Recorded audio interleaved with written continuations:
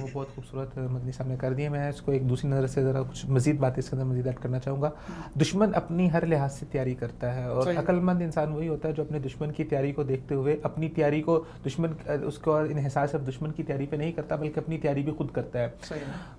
पता है सब कोई आज से मसला नहीं है। भारत हमेशा से पाकिस्तान के पानी के ऊपर जो है वो पिछले 10-15 साल से वो आबी जारहियत कर रहा है, दहशतगर्दी कर रहा है। तो पाकिस्तान को अपनी तैयारी करनी चाहिए, पाकिस्तान को अपने डैम्स बनाने चाहिए, पाकिस्तान को पानी के जो नए से नए ज़खायर हैं उनकी दरियाफ्त की तरफ जाना चाहिए और फिर जो पानी वाटर रिसोर्सेज हमारे पास मौजूद है उनके उनके हिफाजत के लिहाज से उनकी हिफाजत के लिए फिर जो आपका ये जो इंडस्ट्रीज है, जो वेस्टेज वाटर होता है जो जाकर ज़मीनी पानी को ख़राब कर रहा है उसके तहफ़्फ़ुज़ के लिए, उसके प्रोसेस के लिए काम होना चाहिए। तो ये आपकी पूरी आबी पॉलिसी होनी चाहिए जो आप अगले जो है वो 100 साल के लिए अपनी एक पॉलिसी बनाएं कि हमें 100 साल तक इस तरह ये रिसोर्सेज, अगर फॉर एग्जांपल भारत हमारा पूरा पानी भी बंद कर देता है तो हमारे पास अल्टरनेटिव ये रिसोर्सेज होने चाहिए, हमें अपनी तैयारी रखनी चाहिए। एक चीज़ दूसरी चीज़ यह है कि आपने जिक्र किया कि भारत के अंदर 3 नए डैमों की करारदाद पेश हुई। आजकल इलेक्शन के माहौल है तो ऐसी करारदादें आएंगी लेकिन इनके ऊपर कुछ होगा नहीं। पाकिस्तान की पोजीशन अब पहले से बहुत ज़्यादा स्ट्रॉन्ग है, इंटरनेशनल फोरम्स पे लेके जा सकते हैं, पाकिस्तान इंटरनेशनल फोरम्स पे लेके जा सकता है। और अब जो जिस तरह से पाकिस्तान रद्द-ए-अमल कर रहा है